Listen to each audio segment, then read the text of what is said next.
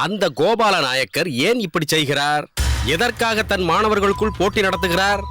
என் மாணவர்கள் எத்தகைய கெட்டிக்காரர்கள் பாருங்கள், என் மாணவர்கள் எப்படியெல்லாம் வீரசாகசம் செய்யக்கூடியவர்கள் என்பதை தெரிந்து கொள்ளுங்கள் என்று ஊருக்கு வேடிக்கை காட்டுவதற்காகத்தான் இப்படி செய்கிறார். இருக்கட்டும், இதில் நாம் செய்வதற்கு என்ன இருக்கிறது? நம் தரப்பில் ஒருவர் அங்கு சென்று அவர் தேர்ந்தெடுக்கும் வீரனை சவாலுக்கு அழைத்து வென்று காட்டினால் என்னவாகும்? அந்த கோபால நாயக்கருக்கு மாறாத அவமானம் ஏற்படும். அவர் மீதுள்ள நம்பிக்கை போய்விடும். பிறகு யார் அவர் பக்கம் சேர்வார்கள்? ஓகே, நீ சொல்வது சரிதான். இந்த போட்டிக்கு யார் போக போகிறீர்கள்? நீயா அல்லது ஒழுங்கா புலியா? நாங்கள் சென்று போட்டியில் கலந்து கொண்டு வெற்றி பெற்றால் தமிழகத்தைச் சேர்ந்தவன் தான் ஜெயித்தான் என்றுதானே சொல்வார்கள். வேறு யார் போக வேண்டும் என்கிறாய்? உங்களில் ஒருவர் போக வேண்டும். ஒரு ஆங்கிலேயன் கோபால நாயக்கரின் மாணவரை வென்றால் அவர் அதற்கு பிறகு தலை நிமிர்ந்து நடக்க முடியுமா? அவரை விட உங்கள் ஆட்கள் தான் கெட்டிக்காரர்கள் என்று நிரூபித்தது போல் ஆகாதா? அதற்கு பிறகு அந்த கோபால நாயக்கர் பாசறைகளை எல்லாம் கலைத்துவிட்டு ஓடிவிட மாட்டாரா? வெரி குட், அருமையான யோசனை. இதற்கு யாரை அனுப்புவது? நான் போகிறேன் கர்னல்.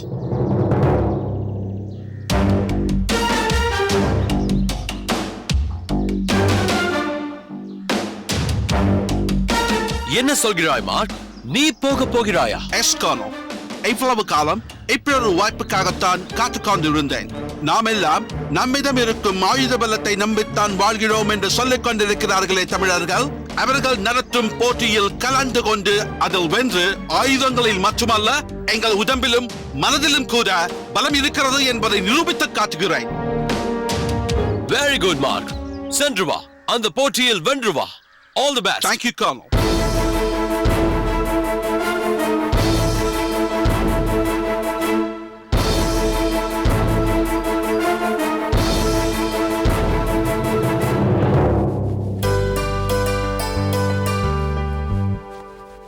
என்ன மாரிமுத்து ஐயா, சொன்ன வேலையெல்லாம் செய்து முடித்து விட்டாயா? எல்லா வேலையும் செஞ்சு முடிச்சிட்டேங்க ஐயா. அது சரி, விருந்தினர் அறையை சுத்தம் செய்து விட்டாயா? எனக்கு கொடுத்த முக்கியமான வேலையை அதுதானங்க ஐயா. சரி, நன்றாக கவனி. ஒரு சின்ன தூசியோ துரும்போ அழுக்கோ இருக்க கூடாது. ஐயா, கணக்கு பிள்ளைதான் என் கூடவே இருந்து எல்லா வேலையும் வாங்கினாருங்க. எல்லா பொருளையும் சுத்தபத்தமா தொடச்சு வச்சுட்டனுங்க. தேவையில்லாத பொருளையும் மூட்டை கட்டி வச்சுட்டனுங்க. சரி. ஆமாம், இன்று நம் வீட்டில் என்ன விசேஷம்? காலையிலேயே கேட்க வேண்டும் என்று நினைத்தேன். ஆனால் நீங்கள் மிகவும் பரபரப்போடு இருந்ததால் கேட்க முடியவில்லை. மாரிமுத்து, நீ செல். சரிங்கய்யா.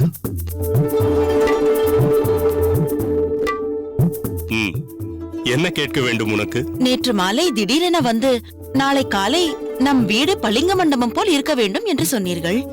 சொன்னதோடு மட்டுமில்லாமல் உங்கள் தங்கை வள்ளியம்மை வீட்டிற்கு சென்று வேலையாட்களை வர சொல்லியிருக்கிறேன் என்றீர்கள். காலையில் கணக்கு பிள்ளை அங்குள்ள வேலையாட்கள் சிலரை அழைத்து வந்து அவர்கள் முதுகு நிமிர நிமிர வேலை வாங்கிவிட்டார். இவ்வளவு பரபரப்பாக அனைத்தையும் செய்திருக்கிறீர்களே, இன்று அப்படி என்ன விசேஷம்? இன்று நம் வீட்டிற்கு ஒரு முக்கிய விருந்தினர் வரப்போகிறார். விருந்தினரா? யார் அது? நம் அஞ்சூர் அம்பலத்தில் சிவகாளை என்ற ஒரு ஜமீன்தார் இருந்தாரே, அவரை உனக்கு நினைவிருக்கிறதா? என்ன இப்படி கேட்கிறீர்கள்? அவ்வளவு எளிதில் அவரை மறந்துவிட முடியுமா? சிவக்காளை ஜமீன்தார் உங்கள் நெருங்கிய நண்பர் ஆயிற்றே. வாரம் தவறாமல் வியாழக்கிழமை என்று உங்களை காண ஓடோடி வந்து விடுவாரே. அவர் வந்துவிட்டால் நீங்கள் எல்லாவற்றையும் மறந்து மணிக்கணக்கில் அவரோடு பேசிக் கொண்டிருப்பீர்களே. பரவாயில்லையே, என் நண்பனை இந்த அளவிற்கு நினைவில் வைத்திருக்கிறாயே. இதில் ஆச்சரியப்பட என்ன இருக்கிறது? அவர் எனக்கு உடன்பிறவா அண்ணன் அல்லவா? அவரும் என்னை தன் தங்கையைப் போலதானே பாவித்தார். ஆனால் அவர் மீது எனக்கு ஒரு வருத்தம் இருக்கிறது. என்னது? என்ன இருந்தாலும் சிவக்காளை அண்ணன் சொந்த பந்தங்கள், நிலப்புலன்கள் என எனக்கு எதுவுமே வேண்டாம் என்று தமிழகத்தை விட்டு சென்றிருக்க கூடாது. அதற்கு காரணம் அந்த பர்மா நாட்டைச் சேர்ந்த பெண் சிவக்காளை மீது வைத்திருந்த அன்பும் சிவகாளை அவள் மீது வைத்திருந்த நேசமும் தான். தமிழகத்தை சுற்றி பார்க்க வேண்டும் என்று பர்மாவில் இருந்து தன் தந்தையுடன் வந்த அந்த பெண் நம் அஞ்சூர் நாட்டிற்கு வந்தபோது சிவகாளையை பார்த்து அவன் மீது ஆசை கொண்டிருக்கிறாள். அவள் விருப்பத்தை அவனிடம் சொல்ல சிவகாளை அதை ஏற்றுக்கொண்டு தானும் அவளை நேசிக்கத் தொடங்கிவிட்டான். பர்மாவில் மிகப்பெரிய செல்வந்தரான அந்த பெண்ணின் தந்தை அவர்களது காதலுக்கு எந்த தடையும் சொல்லாமல் ஒரே ஒரு நிபந்தனை மட்டும் விதித்தார். எனக்கு பர்மாவிலே எண்ணில் அடங்கா சொத்துக்கள் இருக்கின்றன. அந்த சொத்துக்கள் அனைத்திற்கும் ஒரே வாரிசு என் மகள்தான். அவளை மணப்பவன்தான் என் அனைத்து சொத்துக்களுக்கும் உரிமையானவன். எனக்கு பிறகு என் மருமகன்தான் அவற்றையெல்லாம் பராமரிக்க வேண்டும். நீ பர்மாவிற்கு வந்து அதையெல்லாம் பார்த்துக் கொள்வதானால் உங்கள் திருமணத்தில் எனக்கு எந்த ஆட்சேபனையும் இல்லை என்று சொன்னார். அந்த பெண்ணின் மீது சிவக்காளை கொண்ட நேசம் இங்குள்ள எல்லாவற்றையும் துறக்கும்படி செய்துவிட்டது. சொத்து, சொந்தம், பந்தம், நட்பு என அனைத்தையும் விட்டுவிட்டு பர்மாவிற்கே சென்று விட்டான். அதற்கு பிறகு அவனை பற்றி எந்த விவரமும் எனக்கு தெரியாமலேயே இருந்தது. 4 வருடங்களுக்கு முன் சிவக்காளை இறந்து விட்டான் என்ற செய்திதான் எனக்கு வந்தது. அந்த செய்தியை கேட்டதும் குழந்தையைப் போலல்லவா நீங்கள் தேம்பி தேம்பி அழுதீர்கள்? எங்கோ ஒரு இடத்தில் நலமாக இருக்கிறான் என்று எண்ணிக்கொண்டிருந்த நேரத்தில் அப்படி ஒரு செய்தியை அறிந்ததும் என்னால் துக்கத்தை அடக்க முடியவில்லை. சரி, அதை விடுங்கள். வரப்போகும் விருந்தினர் யார்? முதலில் அதை சொல்லுங்கள். உன் உடன்பிறவா அண்ணனாகிய சிவகாளையின் மகன்தான் இப்போது இங்கு வரப்போகிறான். அவன் பெயர் உலகநாதன். அப்படியா? சிவக்காளை அண்ணனுக்கு ஒரு மகன் இருக்கிறான் என்ற விஷயத்தை நீங்கள் சொல்லவே இல்லையே. அதற்கான அவசியம் எனக்கு ஏற்படவில்லை, அதனால்தான் சொல்லவில்லை. பச்சையம்மாள், உலகநாதன் மிகப்பெரிய புத்திசாலி. அவன் தாய் வழி சொத்தை சிவக்காளை பராமரித்ததை விட இவன் சிறப்பாக செயல்பட்டு அந்த சொத்தை 3 மடங்கு அதிகப்படுத்தி இருக்கிறானாம். ஆச்சரியமான விஷயம்தான். அப்படி என்ன வணிகம் செய்கிறான் அவன்? தேக்கு வியாபாரம். பர்மா தேக்கு. பர்மா தேக்கென்றால் உலகம் முழுக்க பிரசித்தி. ஏன், நம்மூரிலும் அனைத்து அம்பலங்களிலும் பர்மா தேக்கைத்தானே பயன்படுத்துகிறார்கள். அந்த தேக்கை உலக நாடுகள் அனைத்திற்கும் உலகநாதன் தான் ஏற்றுமதி செய்கிறானாம். அவனுக்கு திடீரென்று தன் தந்தை வழி சொந்தங்களை பார்க்க வேண்டும் என்ற ஆவல் ஏற்பட்டு விட்டதாம். அதற்காகத்தான் தமிழகத்திற்கு வந்திருக்கிறானாம். உலகநாதன் பர்மாவில் தானே பிறந்தான், அங்குதானே வளர்ந்தான். அவனுக்கு தமிழ் மொழி தெரியுமா அல்லது பர்மா மொழியில் தான் பேசுகிறானா? சிவக்காளை என்னதான் தமிழகத்தை விட்டு சென்றாலும் தமிழ் மொழியையும் தமிழ் மரபையும் சற்றும் அவன் மறக்கவில்லை. பச்சையம்மாள், தன் மகனை பச்சை தமிழனாகத்தான் வளர்த்திருக்கிறான். அவன் என்னை சந்தித்த போது நானே அசந்து போய்விட்டேன் என்றால் பார்த்துக்கொள்ளேன். என் நண்பனின் மகன் என்னை தேடி இத்தனை தூரம் வந்திருக்கும் போது அவனை அப்படியே அனுப்பிவிடலாமா? அதற்காகத்தான் அவனை நம் வீட்டிற்கு அழைத்தேன். இதை முதலிலேயே என்னிடம் சொல்லிருக்க கூடாதா? இப்படி திடீரென்று சொல்கிறீர்களே. உலகநாதன் யார்? ஒரு முக்கியமான விருந்தினர் அல்லவா? அதற்கான முன்னேற்பாடுகளை செய்ய வேண்டாமா? ஒரு விருந்தினர் வீட்டிற்கு வருகிறார் என்றால் அதற்கு தக்கபடி வரவேற்க வேண்டாமா? நான் விருந்தாளி அல்ல, உறவினர். வா உலகநாதா, வா. பச்சையம்மாள், இவன் சிவகாளையின் மகன் உலகநாதன். இவள் என் மனைவி பச்சையம்மாள். வணக்கம். வணக்கம். என் தந்தையார் உங்களை பற்றி நிறைய சொல்லி இருக்கிறார். தங்கச்சி தங்கச்சி என்று வாய் நிறைய அன்போடு அழைப்பாராமே. அவர் எப்போதும் உங்கள் வீட்டிற்கு வந்தாலும் வேண்டாம் வேண்டாம் என்று சொன்னாலும் வற்புறுத்தி சாப்பிட வைத்து 2 நாட்களுக்கு பசியே எடுக்காதவாறு செய்து விடுவீர்களாமே. அப்படியா? அண்ணன் இதையெல்லாம் கூட நினைவில் வைத்து உன்னிடம் சொல்லி இருக்கிறாரா? ஆமாம். சரி சரி, நீங்கள் பேசிக் கொண்டிருங்கள். நான் தாகத்திற்கு ஏதாவது கொண்டு வருகிறேன். அதெல்லாம் ஒன்று வேண்டாம். வரும்போதுதான் சிற்றுண்டி சாப்பிட்டு விட்டு வருகிறேன். என்ன, சாப்பிட்டு விட்டு வந்தாயா? நான் உன்னை அழைத்ததே எதற்கு தெரியுமா? எங்கள் வீட்டில் விருந்து சாப்பிடுவதற்காகத்தான். அம்பலக்காரர் வீட்டிற்கு வந்து எதுவும் சாப்பிடாமல் போவதா? அதுவும் நீ யார்? என் ஆருயிர் நண்பன் சிவகாளையின் மகன். நீயே இப்படி செய்தால் அது எந்த அளவிற்கு எங்களை அவமதித்தது போல் தெரியுமா? இந்த முறைகள் எல்லாம் எங்கள் பர்மாவில் இல்லை. அங்கு அவரவர் வேலையை அவரவர் பார்த்து கொண்டு இருப்பார்களே தவிர ஒருவருக்கொருவர் பேசுவது பழகுவது என்பதெல்லாம் அங்கு அதிகமாக கிடையாது. அவ்வளவு ஏன், சொந்த பந்தத்துக்குள்ளேயே கூட அதிகமாக உறவு வைத்துக் கொள்ள மாட்டார்கள். அன்பு செலுத்த மாட்டார்கள். பந்தம், பாசம், உறவு எதற்குமே அங்கு மதிப்பு கிடையாது. அந்த அன்பை தேடித்தான் நான் தமிழகத்திற்கே வந்தேன் என்று கூட சொல்லலாம். சரி சரி, நீங்கள் பேசிக் கொண்டிருங்கள். நான் சென்று உணவுக்கான பணிகளை கவனிக்கிறேன். வா உலகநாதா.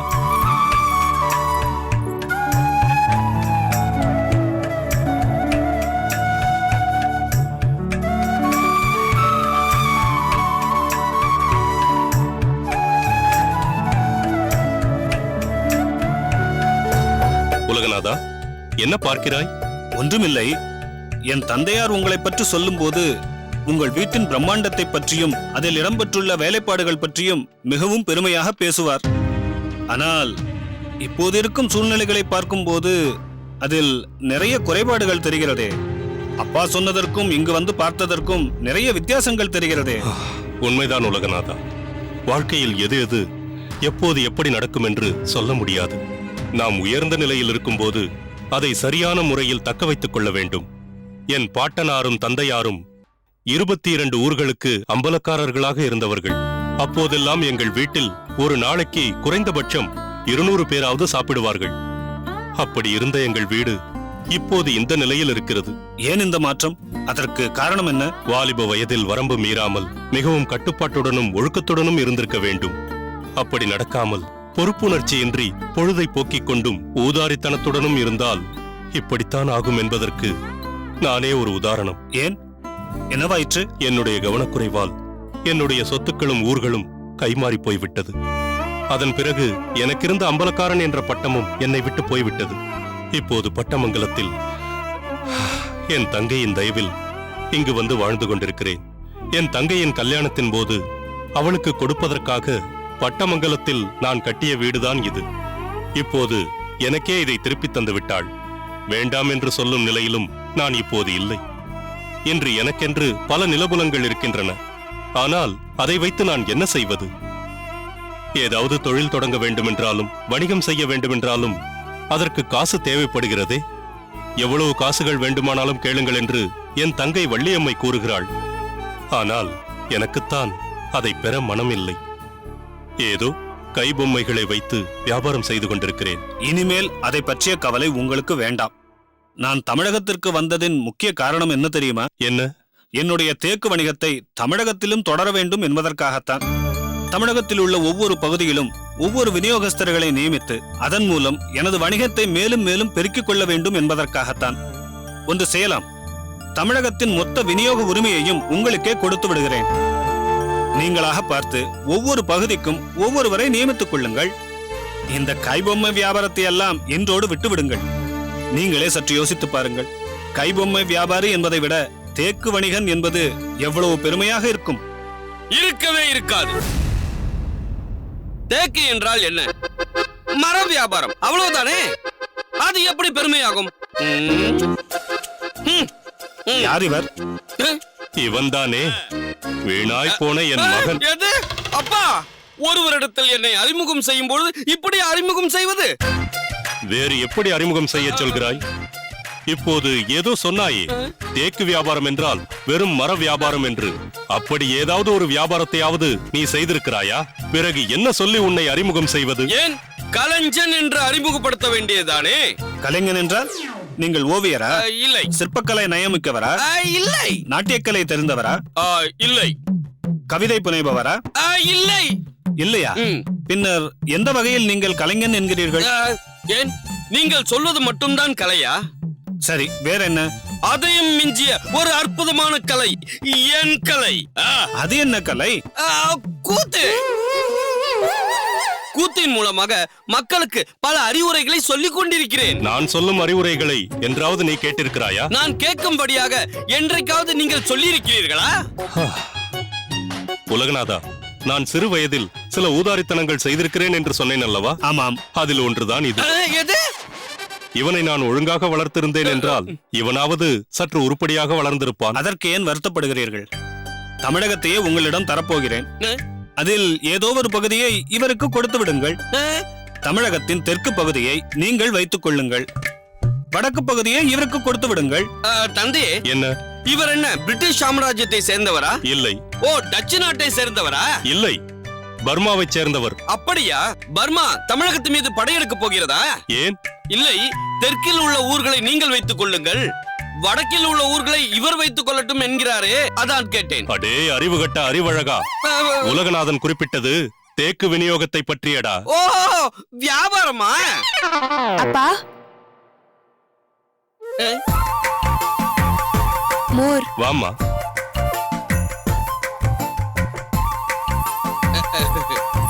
உலகநாதா, இவள் என் மகள். பெயர் பஞ்சவர்ணா. மோர் குடுமா.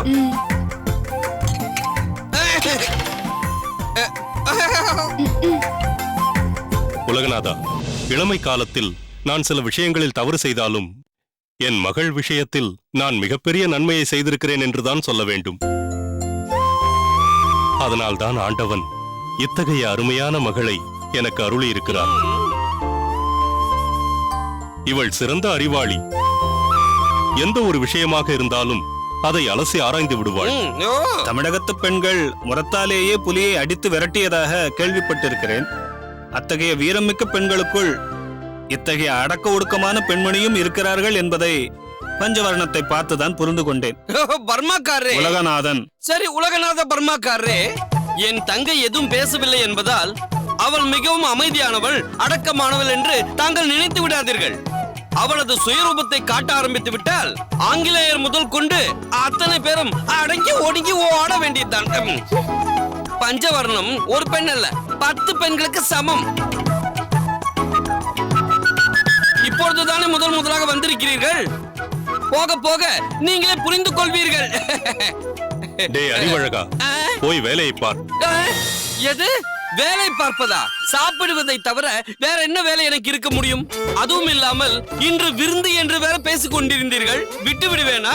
முதலில் சாப்பிட்டு விட்டுதான் பிறகு எந்த வேலை என்றாலும் செய்வேன். அதுவரை நான் போக மாட்டேன், இங்கேதான் இருப்பேன். சரி சரி, போய் சாப்பிடு. அதையாவது ஒழுங்காக செய். போ. ஏப்பம். இப்படி ஒரு மகனை வைத்துக்கொண்டு நான் என்ன செய்வது? அப்படியெல்லாம் சொல்லாதீர்கள். இப்படி ஒரு கலகலப்பான பிள்ளை இருப்பதற்காக நீங்கள் பெருமைப்பட வேண்டும். எப்படிப்பட்ட கவலையாக இருந்தாலும் அவர் பேச ஆரம்பித்தால் அனைத்தும் காணாமல் போய்விடும். நான் வரும்போது விருந்தினன் அல்ல உறவினன் என்று சொன்னது வெறும் வார்த்தைக்காக அல்ல. நமக்குள் இருந்த உறவு ஏதோ ஒரு காரணத்தால் இடையில் இல்லாமல் போய்விட்டது. அந்த உறவு இந்த வணிகத்தின் மூலம் மேலும் நெருக்கமாக தொடரப்போகிறது. இன்று முதல் இந்த உலகநாதன் உங்கள் குடும்பத்தில் ஒருவன். அதை மட்டும் நீங்கள் எப்போதும் மனதில் வைத்துக் கொள்ள வேண்டும். மறக்க மாட்டேன் உலகநாதா, மறக்க மாட்டேன். நீ எப்போதும் எங்கள் உறவினன்தான். உறவு என்று சொல்லிவிட்டீர்கள், உங்களை எப்படி அழைப்பது என்று சொல்லவில்லையே. உன் அப்பா என் மனைவியை தங்கச்சி என்றுதானே அழைத்தார்? ஆமாம். அதனால் நான் உனக்கு மாமன் முறை. நீ என்னை அப்படியே அழைக்கலாம்.